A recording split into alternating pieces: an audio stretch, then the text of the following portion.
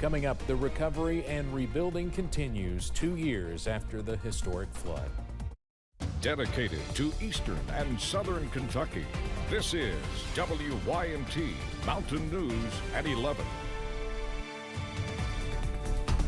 Good evening, I'm Steve Hensley. This weekend marks 2 years since historic flooding hit Eastern Kentucky. 45 deaths were blamed on the disaster.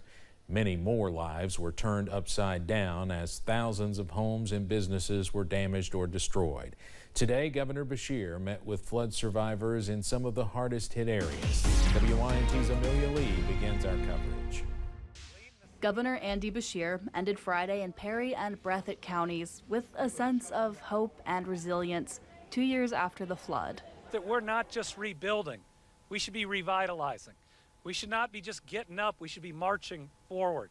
The people who have been through trauma deserve triumph, and we ought to work to make sure that the people harmed are better off. In Perry County, he celebrated the progress of the first phase of road construction leading to what will become the Skyview Higher Ground community, with a plan to start building within months. More than 100 new homes could eventually be built on the 50-acre site. This is happening, and it's going to happen. And so as they see that, I think it will give them a sense of pride that they can see some light at the end of the tunnel. Heading to Breathitt County, Governor Basher presented a check of $6 million for around 20 homes on Highway 30 West. It's just kind of bittersweet. It's 2 years, and we're trying, but we've not done enough. We haven't gotten enough accomplished. But we'll just keep working at it, one house at a time, and hopefully we'll get people back into homes that are safe.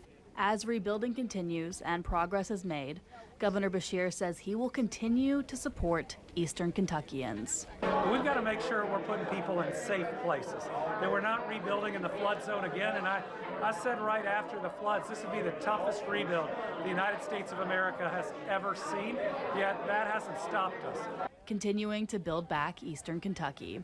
In Breathitt and Perry counties, Amelia Lee, WYMT Mountain News. During the governor's time across the region today, local government officials commended him for being with Eastern Kentucky through the rebuilding process. Governor Basher's first stop in the mountains today was in Floyd County, where Team Kentucky met with local leaders and Appalachia Service Project to celebrate the Wayland High Ground community. 11 families received the keys to their new homes, celebrating together as the community continues its efforts to recover after the 2022 flood. Survivors say the day was emotional and they were happy to get the keys to their next chapter after waiting nearly 2 years.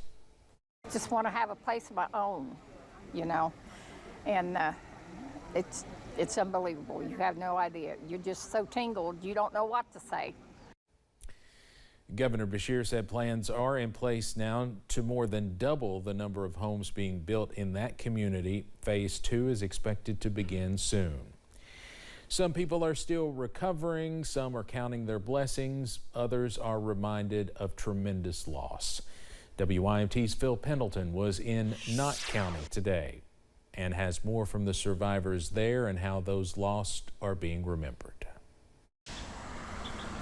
Living near Troublesome Creek, Carolyn Short had seen flooding before, but nothing like what happened on July 28, 2 years ago. People were posting that there were some kids that had drowned. There was a houses floating down the creek. Finding refuge in the attic, but she also feared that she would not survive. That was the first time I felt that close to death.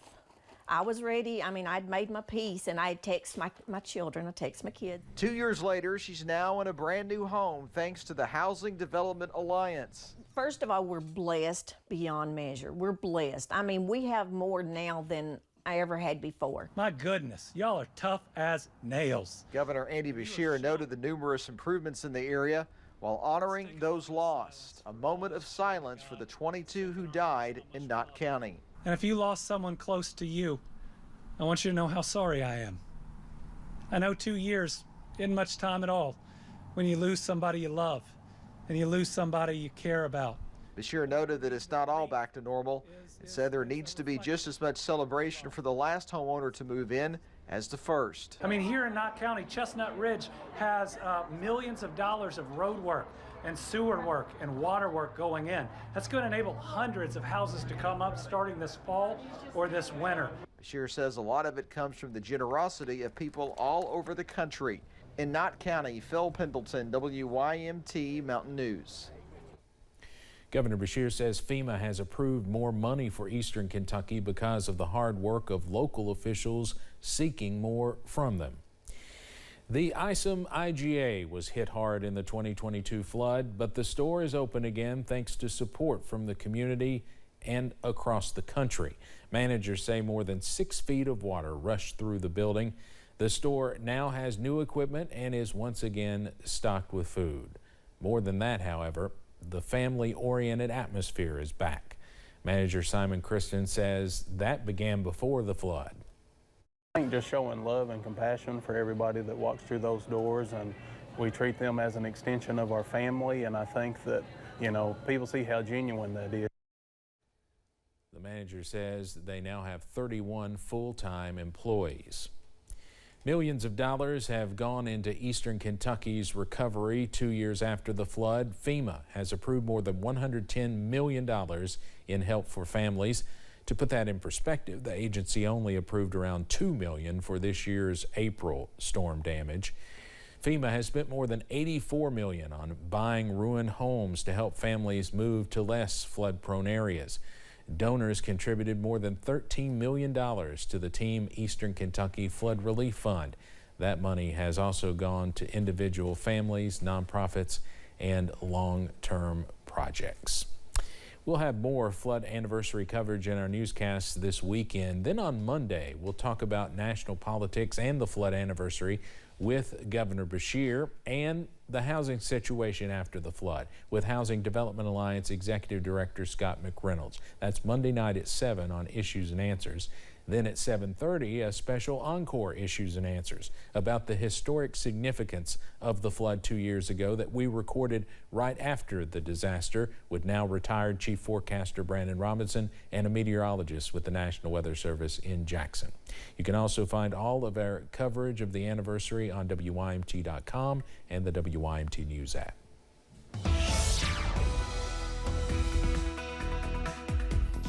Well, the weekend is here, and we had temperatures today in the 70s and 80s, mid-80s across the majority of eastern Kentucky, 70s towards Wise as well as Clintwood. Numbers for today play out like this. Made it to 86 in Hazard, 85 Manchester as well as London. Somerset made it to 86, 84 was the high in Monticello, 86 in Moorhead and Ashland. If you want to see 90s, look no further than Lexington and Charleston made it to the big 90, 88 was the high. In Louisville, right now Louisville's at 79, we're at 68 in Hazard, 70s from Moorhead down to Monticello, 71 Middlesboro, 68 in Jonesville, 66 is the temperature in Grundy. All is quiet on live Pinpoint Doppler radar. This is the first time this week that we have not had any type of flood advisory or flash flood warning issued for any part of the viewing area, so there's a little bit of good news there.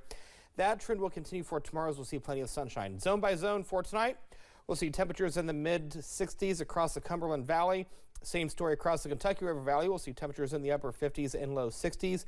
And then the Big Sandy Valley. We'll see temperatures staying in the upper 50s and low 60s. Now, coming up in the first alert forecast, it is the weekend, and how does it look? A little bit of everything for everybody. Details in a few minutes. Steve. All right, Eric, thank you. In Laurel County, 2 people from Ohio were arrested after an apparent road rage incident. Police say 26-year-old Jacob Harness assaulted a truck driver while his father, 53-year-old James Harness, fired multiple shots. It happened on Adams Road, 10 miles south of London this evening. Both were arrested and charged. The truck driver was not seriously hurt. Vice President Kamala Harris received a big boost in her White House bid with an endorsement from former President Barack Obama. And tonight in Florida, former President Donald Trump gave a campaign speech hours after meeting with Israel's Prime Minister for the first time in several years. CBS's Erica Brown has the latest on Campaign 2024. Former President Donald Trump spoke at a religious summit in South Florida Friday night. I stand before you tonight thanks to the power of prayer and the grace of Almighty God. In a social media post, Trump said he plans to hold a rally in Butler, Pennsylvania, the small city where he survived an assassination attempt.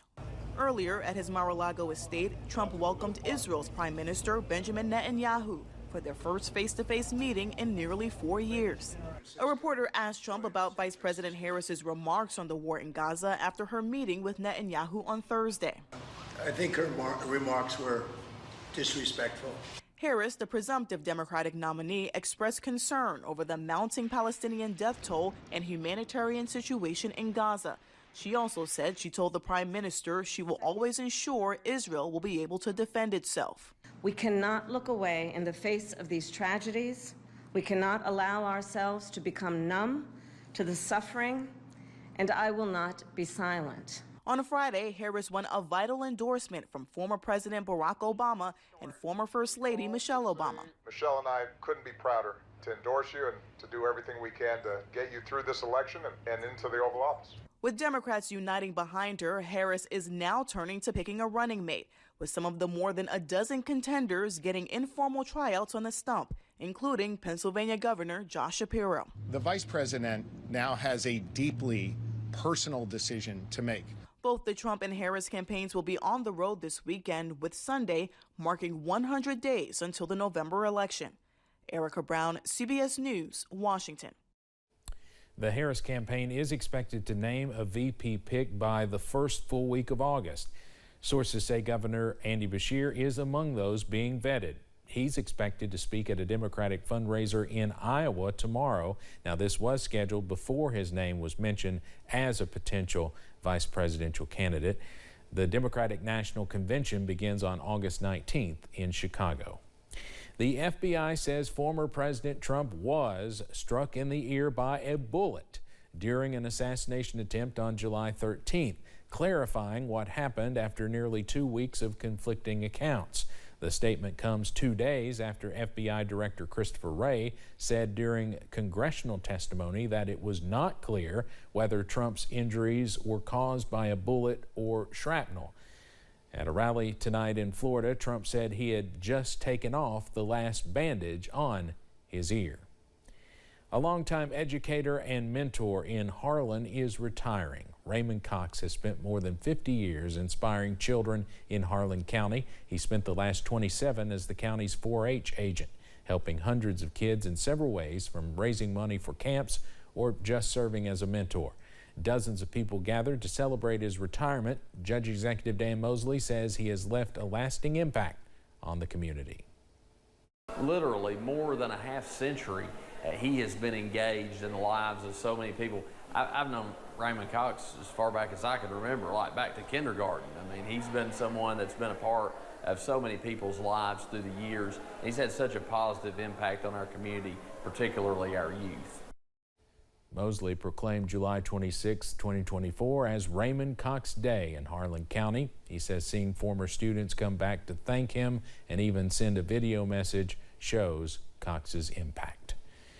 Coming up on Mountain News at 11, did you miss the North Fork Music Festival in Hazard tonight? Well, night number 2 is expected to be even bigger. And if you have plans to go out there, I will have that forecast coming up in a few minutes. Stay with us.